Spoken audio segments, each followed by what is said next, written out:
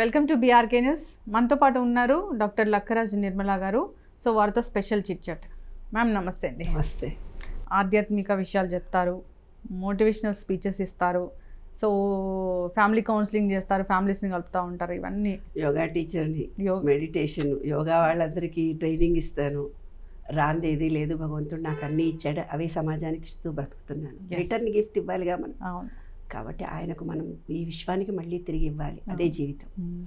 అందుకే ఒకటి చెప్పడానికి లేదు, చాలా ఉన్నాయి డిగ్రీస్.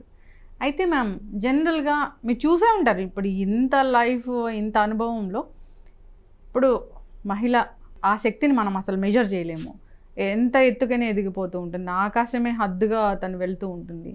అయితే ఆ మహిళను తక్కువ చేయాలి అంటే ఒకటే ఒక అస్త్రం, క్యారెక్టర్ బాగాలేదు.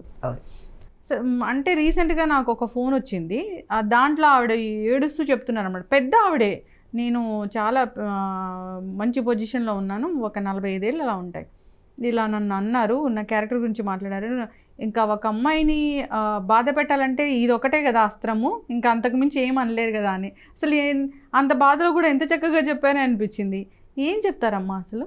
ఇప్పుడు భార్యాభర్తలు విడిపోతూ నా దగ్గరికి వచ్చే కేసులన్నీ ఇవే ఉన్నాయమ్మా. 45 ఏళ్ల నుంచి చూస్తున్నాను. ఆమె క్యారెక్టర్ మంచిది కదమ్మా, ఈజీగా చెప్పేస్తాను. అవును. ఒక ఫ్యామిలీ గురించి నేను చెప్తాను, నా అనుభవంలో జరిగిన అనుభవాన్ని మీతో షేర్ చేసుకుంటాను. ఒక అబ్బాయి వచ్చాడు, ఆమె క్యారెక్టర్ పెళ్ళయింది, కొత్తగా పెళ్ళయింది. ఆ అబ్బాయి ఆ అమ్మాయి ఇద్దరు గొడవలు పడ్డారు. గొడవలు పడిన తర్వాత ఆ అబ్బాయి వాళ్ళ పేరెంట్స్ తీసుకొని వచ్చారు. మహిళా లీగల్ కౌన్సిలింగ్ చేస్తారు కదా మేడం అన్న. అవునన్నా చేస్తాను, తీసుకొని రా అన్నాను. ఫస్ట్ వాళ్ళిద్దరు అత్త మామ చెప్పడం నాకు, 7 గంటలకు 8 గంటలకు లేస్తుందమ్మా, అసలు ఏదో ఆఫీస్లో ఉద్యోగం చేస్తున్నాను, ఎంత గర్వము, నేను టేబుల్ మీద వంట చేసి పెడితే తింటుంది, అంతేగాని ఏం పట్టించుకోదు. మళ్ళీ అంటేనేమో తనకు రెస్పాన్సిబిలిటీ ఉన్నట్టుగా ఏం పట్టించుకోదు, ఏం చేయదు పిల్ల అంటే. సరేలే అని వాళ్ళిద్దరు ఏవో నెగిటివ్ భావాలు చెప్పారు. వాళ్ళ ఎక్స్పెక్టేషన్ వేరు, అమ్మాయి ఎక్స్పెక్టేషన్ వేరు అని అనుకున్నాను. తర్వాత అబ్బాయిని పిలిచాను, వాళ్ళిద్దరిని బయటకు పంపించేసి ఆయనని అడిగాను, ఏరా నాన్న ఏంటి? లేదమ్మా, ఆమె క్యారెక్టర్ గురించి నేను బాగా ఎంక్వైరీ చేసిన. మరి పెళ్ళికి ముందు ఎంక్వైరీ చేయకుండా పెళ్ళి అయినాక ఎందుకు ఎంక్వైరీ చేశారు అని అడిగాను నేను. పెళ్ళికి ముందు కూడా నీవు ఎంక్వైరీ చేయొచ్చు కదా, మరి పెళ్ళైనాక ఎందుకురా నీవు ఎంక్వైరీ చేసావు అని అడిగాను. అంటే నాకు ఎందుకో అప్పుడే అనుమానం వచ్చిందమ్మా, ఆమె మాట తీరు. వీళ్ళేమో పక్క తెలంగాణ వాళ్ళు, ఆ పిల్ల ఆంధ్ర అమ్మాయి. ఆంధ్ర వాళ్ళకి తెలంగాణ వాళ్ళకి యాసలో భాషలో తేడా ఉంటుంది. అప్పుడు నేను ఆ అబ్బాయిని వాళ్ళ అత్త మామను అందరిని పిలిచి చెప్పానమాట, ఇంకా అమ్మాయితో నేను మాట్లాడాలి. ఏందో నాన్న మీరేం చెప్తున్నారంటే, వెనకటికేదో పాత సినిమాలు వస్తుండే, సావిత్రి అత్తగారింటికి పోతుండే, తెల్లవారుదామని లేస్తుండే, కడిగినంత ముత్తైదు ముగ్గేసుకుని తల స్నానం చేసి దేవుడు దీపం పెట్టి ముగ్గేసి అట్లా ఊహించుకుంటున్నారు మీరు. ఆడపిల్లలంటే ఉద్యోగాలు చేస్తున్నారు, హ్యాపీగా ఒకతే కూతురు, అది సంతోషంగా. వేరే నేటివిటీని, వాళ్ళ వంటలు వేరు, వాళ్ళ మాటలు వేరు, యాస వేరు, భాష వేరు. అట్లాంటిది నువ్వు ఆమె క్యారెక్టరే బాగలేదు. ఆంధ్ర వాళ్ళు కలివిడిగా ఉంటారు, కాస్త ఎడ్యుకేటెడ్గా ఉంటారు, మన తెలంగాణ వాళ్ళలాగా ఉండరు. అట్లా ఏదన్నా అయ్యుండొచ్చు నాన్న అన్న. వాళ్ళంతా వెళ్ళిపోయి మేము అమ్మాయిని పిలిపిస్తాం, మీరు గట్టిగా బాగా తిట్టమ్మా, బాగా తిట్టు, లేదంటే విడాకులు ఇప్పించినా సరే మేము రెడీగా ఉన్నాము, నాకు ఆ పిల్లనే వద్దని వేడు అంటాను. ఆ అమ్మాయిని పిలిపించి నేను అడిగా, ఆ అమ్మాయిని ఒక్కదాన్ని కూర్చొని పెట్టుకుంటే, ఏరా నాన్న ఏంటి మీ వాళ్ళు ఏదో అత్తగారి నెల రోజులే ఏందమ్మా వచ్చి, అసలు వాళ్ళ గురించి నాకు ఏం అర్థమవుతలేదు, నువ్వు మంచిదానివి కాదు అంటారు, ఆ పని చేయి అంటారు, కూర్చుంటే నిలబడి ఉంటారు అంటే. యాసలో భాషలో వాళ్ళకు వీళ్ళకు చాలా డిఫరెన్స్ ఉంది. కూర్చోని నిలబడు తోల్కరా అంటే అదేమో తోల్కరా అంటారు, నేనేమో పడుకోబెట్టుంటే చచ్చిపోయినా దాన్ని పడుకోబెట్టినరా అంటారు. వాళ్ళకి మాటలో యాసలో ఆ అమ్మాయి బిహేవియర్లో అన్నిట్లో డిఫరెన్స్ ఉంది. అడ్జస్ట్ చేసుకుందాము, ఈ పిల్ల వేరే అమ్మాయిని కదా, మరి వేరే క్యారెక్టర్ వేరే ఊరు నుంచి తెచ్చుకున్నాం కదా అని వీళ్ళకి ఓపికలు లేవు. ఏమా ఏం సంగతి, అవన్నీ పిచ్చి పిచ్చివి అన్నీ అయిపోయిన తర్వాత వ్యవహారం అడిగి, ఏం సంగతి అసలు చెప్పు, మీ భార్యగా అతను ఏమన్నా ఫస్ట్ నైట్ ఏమన్నా జరిగింది? ఇప్పటిదాకా జరగలేదమ్మా. ఆయన ఎక్కడికో పోయిందంటే, ఆ పిల్లతో ఫెయిల్యూర్ అయిందంటే, అప్పటి నుంచి ఆయనకు భయం అంట, నా దగ్గరకు వస్తలేడు.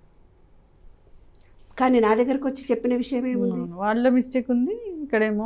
ఇక్కడ ఆ పిల్ల ఏమంటుంది, పెళ్ళి చేసుకున్న తర్వాత నన్ను మోసం చేసి ఇలా టచ్ చేయకుండా ఉండడము భావ్యమా? నేను ఇప్పుడు మా అమ్మ నాయన దగ్గరికి పోయి చెప్పుకుంటే ఇది చెప్పుకునే విషయం మా అమ్మ ఎవరికన్నా? చాలా మంది ఆడపిల్లలు చెప్పుకోరు అసలు. చెప్పుకోరు, సూసైడ్ చేసుకుంటారు. మాలాంటి కౌన్సిలర్ పెద్ద మనిషి ఎవరికి చెప్పదు అనుకుంటేనే చెప్తారు. ఫ్రెండ్స్ కూడా చెప్పుకోరు, ఎందుకంటే ఇది అవమానకరమైన విషయం. ఈ పిల్లేదో మంచిది కాదని అనుకుంటుంది. ఏ విషయం నీ సొంత విషయము నీ వాళ్ళు అనుకునే ఫ్రెండ్స్కి కానీ అన్నదమ్ములకు కానీ అక్కడ ఎవరికి చెప్పినా నేను నమ్మరు నాన్న. దీని క్యారెక్టర్ అట్లేమోనే ఫస్ట్ నెగిటివ్నే ముందు ఆలోచిస్తారే తప్ప పాజిటివ్ ఆలోచించే లోకం మనకి ఇంకా దొరకలేదు నాన్న. అదే మనం చేస్తున్నటువంటి తప్పు. కాబట్టి స్త్రీ అనే దానికి నెత్తి మీద వేయడానికి ఇది ఏమొచ్చింది వచ్చింది. మగపిల్లలు కూడా అంతే, 40, 40, 50 ఏళ్ల తర్వాత వాళ్ళకి మగతనం లేక భార్య దగ్గరికి రాకుండా ఎస్కేపింగ్ నేచర్తో ఎన్ని చూస్తలేము నాన్న. ఇప్పుడు పిల్లలే పుట్టట్లేదే, మగడికి మగతనం లేదు, ఆడదానికి ఆడతనం లేదు. ఈ ల్యాప్టాప్లు పెట్టుకొని వాటర్ డిహైడ్రేషన్ జరిగిపోయి వీర్య కణాలే నశించిపోతున్నాయి. జస్ట్ ఫోన్ చేశాడు నాన్న, చెప్పొచ్చు ఫోన్ చేశాడు ఒక అబ్బాయి, మీతో మాట్లాడాలమ్మా అన్నాడు. మాట్లాడబెట్టా అంటే మా మ్యారేజ్ కుదిరిందమ్మా అని ఏదేదో చెప్తే అన్నిటికీ నేను ఆన్సర్ ఇచ్చేసిన. ఇంకొక విషయం చెప్పుకోవాలి, అదేంటి నేను ఎన్ని మాటలు చెప్తుంటే నువ్వు ధైర్యం లేకుండా అట్లే చెప్తున్నా. కాదమ్మా అంటే చెప్పు బెట్ట అసలు ఏం సంగతి. నేను పెళ్లి చేసుకోవాలనుకున్నా, పెళ్లికి ముందు ఒక అమ్మాయి దగ్గరికి వెళ్ళాను. ఆ ఫస్ట్ ఈ అమ్మాయిని రమ్మన్నాను, మన ఇద్దరం చేసుకొని చూద్దాము, మన ఇద్దరికి నచ్చితే గనక పెళ్లి చేసుకుందాము అని అనుకున్నాము. అంటే నేను ఎందుకు వెళ్ళినా తెలుసా అమ్మా, అందుకోసం వెళ్ళలే, నా సామర్థ్యా కాదా తెలుసుకుంటేందుకు వెళ్ళాను. కానీ ఆ అమ్మాయి దగ్గర ఫెయిల్ అయ్యానమ్మా, నాకు ఇప్పుడు భయం అవుతుంది, నేను అసలు పెళ్లి చేసుకోనమ్మా, ప్లీజ్ అమ్మా. నాకు ఇంట్లోకి వెళ్ళాలంటే భయం అవుతుంది, మా అమ్మని చూడాలంటే భయం అవుతుంది, ఎవరికైనా చెప్పుకోవాలంటే భయం అవుతుంది, పెళ్లి క్యాన్సిల్ చేసుకోవాలంటే భయం, నేను చచ్చిపోవాలా అమ్మా అంటున్నాడు పిచ్చోడు పాపం. పిచ్చి వేదవా, ఒక్క సంఘటనలో ఒక సిచ్యుయేషన్లో ఫెయిల్ అయితే ఫెయిల్యూర్ కాదురా అది. జీవితం అనేది, కుటుంబ వ్యవస్థ అనేది వెనకటి నుంచి మనకి వాళ్ళు పెట్టారంటే దాని వెనుక ఒక రహస్యం లాంటిది ఉంటుంది. నీవు ఫెయిల్యూర్ అయినావని చిన్న సంఘటనతో నీలో నీవు న్యూనతాభావంతో ఆ పిల్ల మంచిది కాదు క్యారెక్టర్ అనే రేపు చెప్పి నువ్వు వెళ్ళిపోయి ఇంకో పెళ్లి చేసుకుంటావు, అంతే కదా. అవును, రీజన్ ఏం చెప్పరు, మొగాళ్ళు చెప్పే రీజను, అత్తగారు చెప్పే రీజన్, ఆ పిల్ల క్యారెక్టర్ మంచిది కాదు. ఈజీ పదం అది. ఆమె క్యారెక్టర్ తెలుసా, ఏదో ఉండిందంటలే అట్లే చెప్పుకుంటా.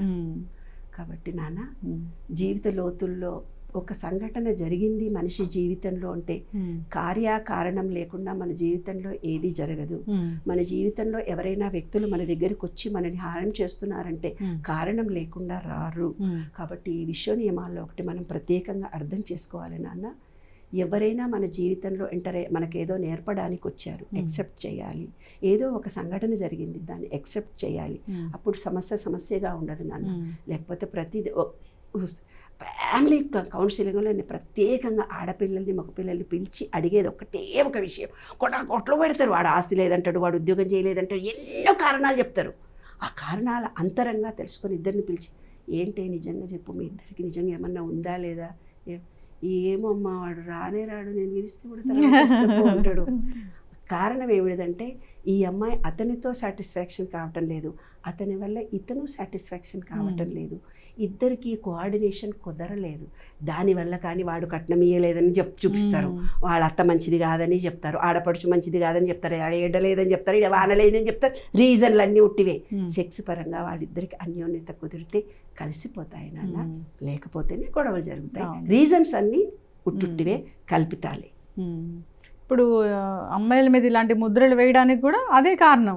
అదే ఒక రీజన్ కావాలంతే. రీజన్ చూపించాలంటే ఇది ఒకటే ఈజీ కదా, అందరూ నమ్ముతారు. అవును, లోకల్లో నెగిటివ్నే ఉంది కాబట్టి నెగిటివ్ నమ్ముతారు. దానికి ఇంకో 4 ఉదాహరణ ఒక్కటి చెప్తాయి, ఒక్క ఉదాహరణ చెప్పండి. భార్యాభర్తల మధ్య కాకపోయినా బయట ప్లేసెస్ లో చెప్తాను. మీరు ఇంకొక ఉదాహరణ చెప్తా. మనం రోడ్డు మీద పోతా ఉంటాం, కొత్త ప్లేస్కి పోగానే మనం చున్నీనో స్వెటరో ఏదో డ్రెస్ వేసుకుంటే ఒక కుక్క చూసి అరుస్తుంది.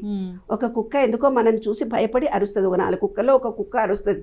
ఆ కుక్క అరిచిందని ఈ కుక్కలన్నీ అరుస్తాయి, ఈ కుక్కలు అరిచిందని కాలనీలో లోపల ఎక్కడో ఉండే కుక్కలన్నీ అరుస్తాయి. ఇదే లోకం తల్లి. అది ఎందుకు అరిచిందో తెలియదు. మ్మ్. ఇది అరిచిందని ఇంకో నాలుగు అరుపులు అరుస్తాయి. మ్మ్. అంటే కుక్కర్ లాంటిది లోకం. అది ఏం తెలిసి అరిచిందో, అది ఎందుకు అరిచిందో, ఆకలితో అరిచిందో, కోపంతో అరిచిందో, ఈమె కొత్త వ్యక్తి అని అరిచిందో, అది భయపడుతూ అరిచిందో మనకు తెలియదు. ఒకటి అరిచిందని 4 కుక్కలు అరిచాయి. 4 కుక్కలని ఆ దూరంగా ఎక్కడెక్కడో ఉన్న కుక్కలన్నీ కూడా అరిచాయి. మ్మ్. అలాగా నిందలు అనేవి ఇలా ఉంటాయి తల్లి. మ్మ్. కాబట్టి నింద పడితే నింద నింద ఎవరి మీద ఒకరి- నింద ఎవరి- పడింది, ఆ. వాళ్ళు ఎలా ఫీల్ అవ్వాలి అసలు? ఎస్, నింద పడ్డది అని అంటే నీలో నీ మీద నీకు నమ్మకం ఉండాలి. దాని విలువ ఏంటని తెలుసుకోవాలి. ఏమ్మా, ఒక చెట్టు వేప చెట్టును వేసి చేదుగా ఎందుకు ఉంది అనుకుంటాం. నీ పక్కన ఉన్నోళ్ళు చేదు, అది ఎంత దంచినా గ్రైండర్ చేసినా కాసినా వడబోసినా చేదే. నీ ఉన్నది మల్లె తీగవి, నీది మల్లె వాసన, వాళ్ళది చేదు, చింతకాయ పులుపు. ఆ పులుపుని తీసుకొచ్చి మల్లె తీగ కావాలని నీవు భావనలు మార్చుకోవాలి. కాబట్టి మన ఆలోచన రీతిని మార్చుకొని మహిళలు ముందుకెళ్ళి ఆలోచన రీతిలో పాజిటివ్ ఎనర్జీని పెంచుకొని 100 మంది కాదు, 1000 మంది కాను, కోట్ల మంది కాను, నేమన్నా నీ నిజాయితీతో నువ్వు ముందుకెళ్తే, నువ్వు అందరినీ ప్రేమించడం నేర్చుకుంటే అందరూ నిన్ను ప్రేమిస్తారు. నీలో ఉన్న లోపాలను సమాజం ఎప్పుడు చూడదు నాన్న. గాలిగా వచ్చే ఇవన్నీ కొన్ని రోజులే ఉంటాయి, దాని తర్వాత అన్నీ మారిపోతాయి. కాలం అనేది ప్రతిదానికి అనుసరిస్తుంది, కాలం అన్నీ మరుపు చేస్తుంది. కాబట్టి జీవితంలో ఎక్కడో వెనకటికి ఆలోచించకండి, జీవితాన్ని భవిష్యత్తుగా కాకుండా ప్రజెంట్లో బ్రతకడం నేర్చుకోండి. ఖచ్చితంగా అమ్మ, చాలా చక్కగా చెప్పారు. అంటే ఎవరినన్నా మన చేతల ద్వారా మాటల ద్వారా ఇబ్బంది పెడితే మీరు చదువుకున్న సిద్ధాంతాల్లో ఏదో ఒక సిద్ధాంతంలో పనిచేస్తుందా? అంటే వాళ్ళకి మళ్ళీ తిరిగి 100%. ఒక స్త్రీని ఇలా మానసికంగా బాధ పెట్టి ఆ మాటని ఇంటి పక్క ఆమె ఎల్లామె పుల్లామె 10 మంది పంచుకున్నారు కదా, ఇదే నెగిటివిటీని 10 మంది పంచుకున్నారు కదా.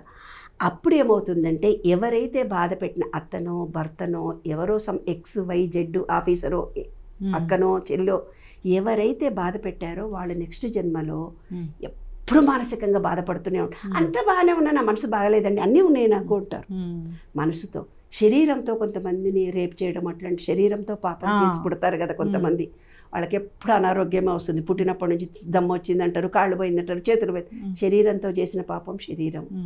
మాటతో కొంతమందిని అబద్ధాలు చెప్తే, ఇట్లాంటి మాటలు చెప్పే వాళ్ళకు ఆ మాటకు వాల్యూ ఉండదు నాన్న. ఇక్కడ విశుద్ధి చక్రం వాళ్ళకి అవసరం వచ్చినప్పుడు అది నడిపించదు. నెత్తన్నా వస్తుంది, గొంతు బొంగురన్నా పోతుంది, గొంతు క్యాన్సర్ అన్నా వస్తుంది. కాబట్టి విశ్వం అనే దాంట్లో రూల్స్ చాలా ఉన్నాయి. అవన్నీ మనం నేర్చుకుంటే కనుక మనం ఎవరిని ఏమి అనము, ఎప్పుడూ పాజిటివ్నే మాట్లాడతాము, పాజిటివ్ దృక్పథంతో ఉంటాము. పాజిటివ్ ఇచ్చినప్పుడు పాజిటివ్. చిన్న ఉదాహరణ, అందరూ కొంతమంది పనులు మెల్లగా చేస్తారు, లేటుగా లేస్తారు, లేటుగా మనం చెప్తూ ఉంటే కూడా వస్తున్నలే. వాళ్ళ జీవితంలో పెళ్ళి లేట్ అవుతాయి, పిల్లలు లేట్ అవుతుంది, వాళ్ళకు ఉద్యోగాలు లేట్ అవుతుంది, వాళ్ళు ఎక్కడికన్నా ఏదైనా పని మీద పోతే వాళ్ళకన్నీ లేట్ జరుగుతాయి. ఈ విశ్వంలో మనం ఏది ఇస్తామో అదే తిరిగిస్తుంది నాన్న. మన అటిట్యూడ్ నెగిటివ్నే ఇస్తే వాళ్ళ జీవితం అంతా నెగిటివ్నే వస్తుంది. ఒకళ్ళని విమర్శిస్తూనే ఉంటారు. కూర్చున్నామని విమర్శిస్తారు, పప్పుల వాడిని విమర్శిస్తారు, ఎదురింటి వాళ్ళని విమర్శిస్తారు. ఆయన జీవితంలో కూడా అందరూ విమర్శిస్తూనే ఉంటారు, అతన్ని ఎవ్వరూ ప్రేమించరు. ఇది జీవిత సత్యం. ఎస్, ఖచ్చితంగా అమ్మ, చాలా చక్కటి ఇన్ఫర్మేషన్. మీతో సిరీస్ అనేది కంటిన్యూ చేద్దామమ్మా. సో మీరు చెప్పిన మాటలు అందరూ ఫాలో అవ్వాలని కోరుకుందాం. ఎవరైనా కానీ ఇలాంటి సిచ్యువేషన్ ఫేస్ చేస్తున్నట్లయితే దిగులు పడకుండా ఉండాలి, ధైర్యం తెచ్చుకోండి, మీ మీద మీరు ప్రేమ పెంచుకోండి, మీ మీద మీరు గౌరవం పెంచుకోండి, మిమ్మల్ని మీరు నమ్ముకోండి, మీలో ఉండే శక్తిని మేలుకొల్పండి. మీరు కూర్చున్న చోట మీకు ఏం కావాలంటే అవి విశ్వం ఇవ్వడానికి రెడీగా ఉంది. చాలా చక్కటి మాటలమ్మా. అంటే చాలామంది బాధపడే వాళ్ళకి ధైర్యాన్ని ఇస్తున్నట్లుగా అనిపిస్తుంది. చక్కటి ఇన్ఫర్మేషన్. ధన్యవాదాలు.